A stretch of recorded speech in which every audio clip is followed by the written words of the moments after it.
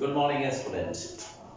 आज हमें क्लास के जो थर्ड हमारा ये क्लास है, आपको हमने फर्स्ट और सेकेंड क्लासेस में हमने पहला लेसन पढ़ाया है और जो आपका पहला लेसन है वो है रिसोर्सेस। इसमें हमने इस रिसोर्सेस को तीन पार्ट में बांटा था। इसमें से हमने दो क्लासेस में दो पार्ट बता दिया है। हमने रिसोर्सेस का डिफिनेशन आपको फर्स्ट क्लास में बताया है, फिर हमने इसका मीनिंग बताया है। अब उसके हम टाइप्स पे हम लोग कर रहे हैं। सेकेंड क्लास में हमने आपको टाइप्स बताया था और बेसिक रूप से जो टाइप्स बताया था वो डिफरेंट बेस पे हम क्लासिफिकेशन करते हैं रिसोर्सेस को, और उसमें से एक क्लासिफिकेशन हमने बता दिया था on the basis of origin. Okay, on the basis of origin पे हमने बता दिया था आपको। आज हम लोग इसके नेक्स्ट में हम लोग पढ़ेंगे अदर बेस, जिस अदर बेस पर हम रिसोर्सेस का क्लासिफिकेशन करते हैं। ओके, आज हम लोग इसी क्लासिफिकेशन ऑफ द रिसोर्सेस को पढ़ेंगे। आज सेकेंड जो पढ़ेंगे वह है on the basis of exhaustibility. On the basis of exhaustibility, on the basis of exhaustibility, hostability. Okay, on the basis of exhaustibility base पे अगर क्लासिफाई करेंगे रिसोर्सेज को, तो ये दो तरह के रिसोर्सेज होते हैं, रिन्यूएबल और सेकेंड होता है non renewable resources. Okay, renewable and non renewable resources. Classification of resources हम कर रहे हैं, इसको हमने एक्सहॉस्टेबिलिटी बेस पे किया, रिन्यूएबल और नॉन रिन्यूएबल है। अब हम जानेंगे रिन्यूएबल होता क्या है, रिन्यूएबल किसे कहते हैं। इसको जब हम डिफाइन करेंगे तो रिन्यूएबल का मतलब होता है the natural resources, natural resources which are regain, reproduce or regenerate in a certain period is called renewable resources. Renewable resources. Okay, इसका अगर एग्जांपल देंगे तो इसके एग्जांपल है फ्लोरा, फौना एंड वाटर। अब हम देखेंगे इसको, हमने रिन्यूएबल रिसोर्सेज को हमने देखा। रिन्यूएबल रिसोर्सेज क्या है? The natural resources which are regained, reproduce and regenerate, जिसको हम पुनः प्राप्त कर सकते हैं। आप इसको कह सकते हैं कि ये समाप्त भी नहीं हो। The resources which can not be exhausted after a long time, अगर लंबे समय के बाद भी अगर रिसोर्सेज खत्म नहीं हो रहा है तो भी हम उसको कहेंगे कि रिन्यूएबल रिसोर्सेज है। इसका एग्जांपल हमने दिया flora, fauna and water. These are the example of the renewable resources. Next हम देखेंगे non-renewable resources. Okay, non-renewable resources, the second type of this. Second type जो है non-renewable resources है, इसको अगर हम define करेंगे तो लिखेंगे the natural resources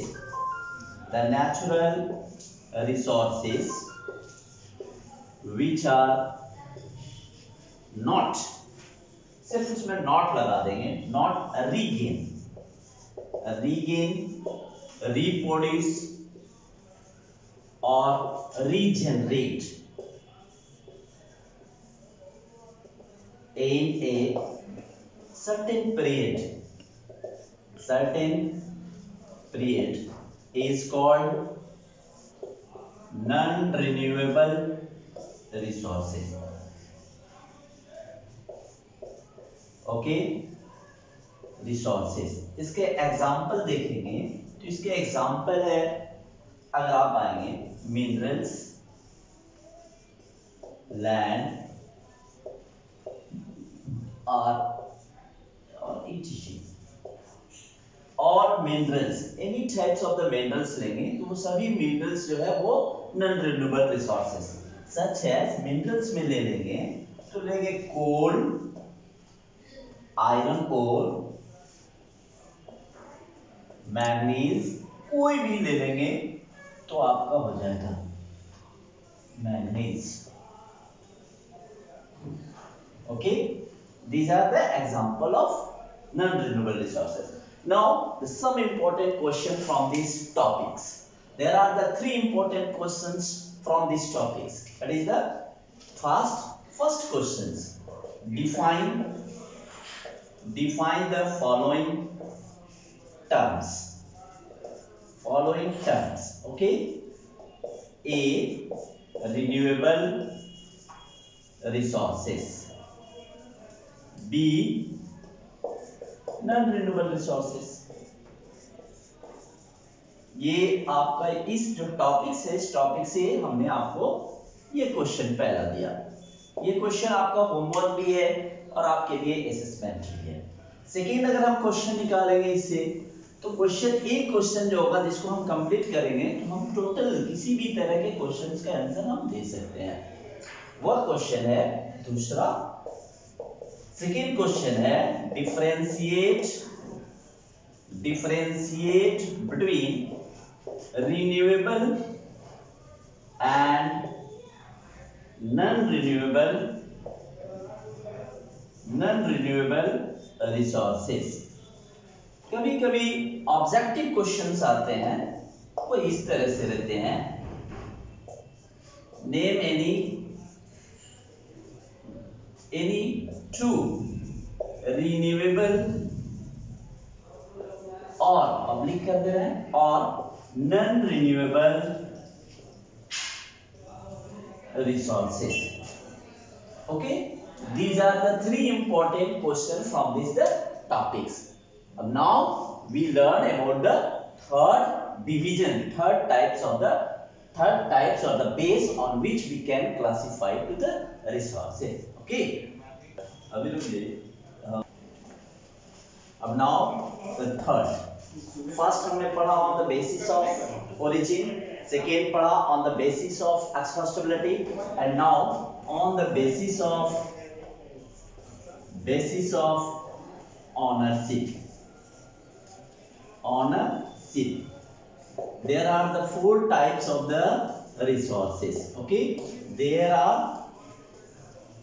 four types of resources on the basis of ownership. First, individual resources. Okay, individual resources. Second, individual community resources. Okay, and third, national resources. And fourth, international resources.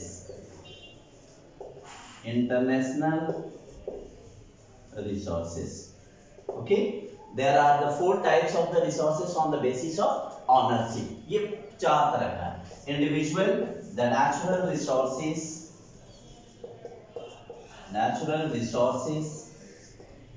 which are owned by a person is called individual resources. कोई भी resources किसी एक व्यक्ति का है, व्यक्ति विशेष का है, उस व्यक्ति विशेष के रिसोर्सेस को हम क्या बोलते हैं? उसको हम बोलते हैं इंडिविजुअल रिसोर्सेस। ओके, उसको हम बोलते हैं इंडिविजुअल रिसोर्सेस, व्यक्तिगत। जैसे आपका अपना बैग, आपका अपना मोबाइल, आपका अपना बैग्स, आपका अपना बाइसिकल, आपका जो अपना है वो आपका इंडिविजुअल रिसोर्सेस। इसका अगर एग्जांपल देंगे तो एग्जांपल होगा a patch of land of a peasant. एक किसान की जमीन जो है उसका व्यक्तिगत है। ओके, सेकेंड, इसी का एग्जांपल ले लेंगे, a car of a person. Okay, ये इसका एग्जांपल हो गया जो इंडिविजुअल रिसोर्सेस है। नाउ अब we will learn about the community resources. Second, इसको हम साफ कर रहे हैं। कम्युनिटी रिसोर्सेस अगर आप देखेंगे तो उसमें कम्युनिटी क्या है? इसको फिर डिफाइन करेंगे, the natural, the resources, natural नाम लिख करके रिसोर्सेज भी लिखेंगे, the resources which are owned, जिसकी मालिकाना हक हो, owned, controlled by the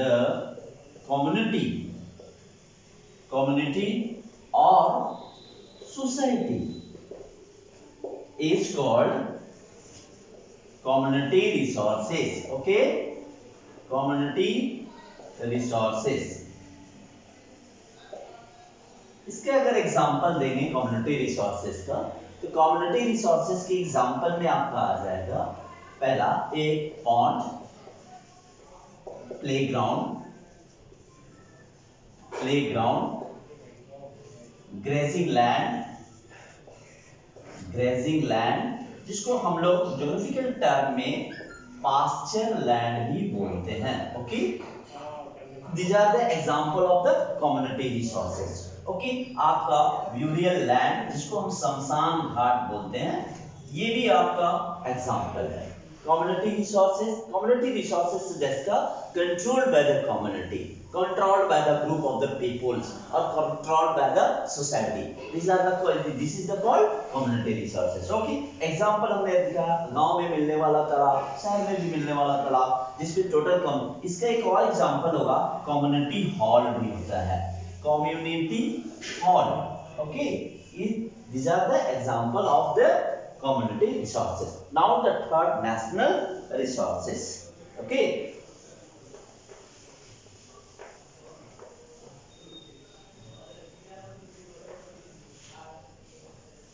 national resources other classes, other books में, other classes, upper classes जब जाएंगे, so then you find on the basis of ownership only two types of the resources, national resources and international resources, and individual and community resources are the sub resources of the national resources. Mind it, learn it and understood about this. अगर आप दूसरे classes, दूसरे different types के books को देखेंगे, तो classification of the resources on the basis of ownership पे defined classify किया जाएगा, उसमें इंटरनेशनल और नेशनल दो ही तरह के होंगे, और नेशनल रिसोर्सेज के अंदर को उसको डिवाइड करेगा तो इंडिविजुअल रिसोर्सेज और कम्युनिटी रिसोर्सेज होता है। अगर पेन और अगर आपकी प्रॉपर्टीज और the lands of the peasants है, तो बेसिक रूप से नेशनल रिसोर्सेज होता है, सिर्फ आपको उस पर ऑनर्स राइट्स दिए जाते हैं by after the giving the some revenue और द सम टैक्सेस। ओके, इसलिए अपर क्लासेस में जाने पे रिसोर्सेज को दो ही कैटेगरीज में डिवाइड किया जाता है, नेशनल और इंटरनेशनल रिसोर्सेज में। नेशनल रिसोर्सेज को दो भाग में, इंडिविजुअल रिसोर्सेज और जो है community resources. It means individual and the community resources are the sub resources of the national resources. Okay, but your books is mentioned that the resources, there are the four categories, four types of the resources on the basis of ownership. इसलिए हमने भी आपको ये चार बताया अलग अलग। National resources, the natural resources, yeah, the resources which are controlled or owned by a territorial region, territorial government is called, by a government is called national resources. Okay, example इसका लेंगे, इसके एग्जाम्पल में mountain, river, okay, forest, ship. Okay, ये आपका national resources हुआ। Now international resources, the resources which are owned by the international organization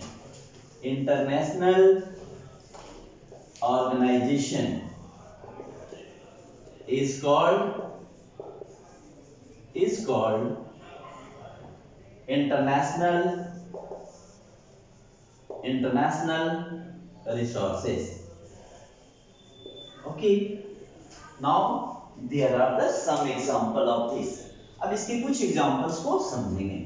कौन कौन से एग्जांपल हो गए इंटरनेशनल में, आप देखेंगे वो किसी अंदर में नहीं है। जैसे सच है एग्जांपल होंगे minerals, minerals in the ocean region, ocean region. Second आप एग्जांपल देंगे resources in the Arctic, Arctic और एंटार्क्टिक रीजन। ओके, इस रीजन में मिलने वाले रिसोर्सेज किसी नेशन के लिए, किसी इंडिविजुअल्स के लिए कॉपी नहीं है। ये सभी these are the controlled or maintained by the international organization, so we can say that these are the international organization. Okay, there are the four types of the resources on the basis of the ownership. And now the some questions from these topics. Okay, okay, now there are the some questions from this topic. हमने जैसा हम बताते चल रहे हैं कि हमारे जो वीडियो में है वो जैसे टॉपिक दे रहे हैं, टॉपिक्स पढ़ाने के बाद हम उसमें क्वेश्चन दे रहे हैं। वो क्वेश्चन आपका होमवर्क का है, असेसमेंट का है। आप होमवर्क करके उसको डाउनलोड भी कर करके कॉपी पर आप हमें सेंड भी कर सकते हैं। Okay, the questions, the first question, classify to the resources, to the resources on the basis of ownership. Okay, आप इसको आप डिवाइड, आप इसको क्लासिफाई करें। सेकेंड क्वेश्चन है differentiate between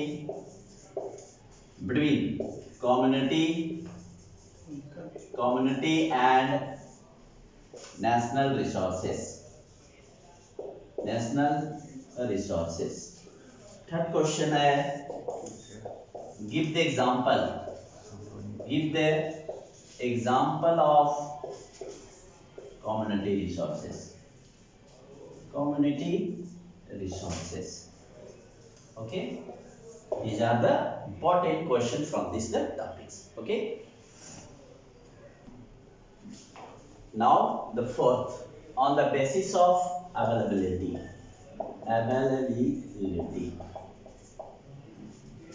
There are two types of them: local resources and obtuse resources. Okay, availability, where are the resources, where the resources are found, then we classify the resources on this basis: two, local resources and obtuse resources. अब local resources means the resources, ऐसी resources जो किसी region में मिलता है, the resources which are found in a certain region is called local resources. Okay, second, such as example, आप example में ले लेंगे तो जैसे coal in Chota Nagpur plateau region. Okay, second हो सकता है petroleum in peninsula region. Okay, second obtuse resources means the resources which are found everywhere. ऐसा रिसोर्सेज जो सभी जगह मिलते हैं, उस तरह के रिसोर्सेज को हम obtuse resources बोलते हैं। The resources which are found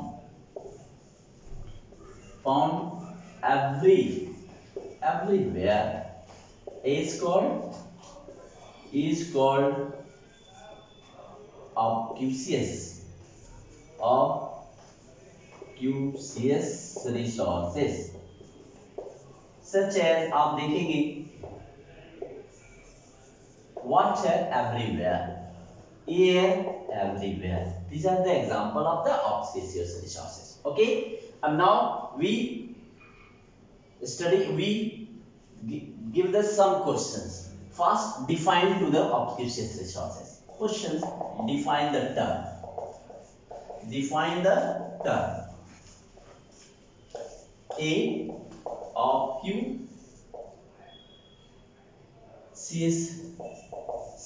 resources. Okay. The local resources.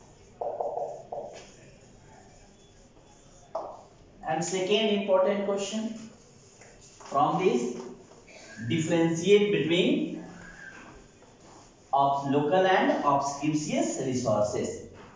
Second questions क्या हो जाएंगे? differentiate between obscure and local resources. Okay, now the division or classification of the resources has been completed, and now next classes we will learn about the conservation of the resources. That will be the last class of your first sessions. Thank you. Have a nice day.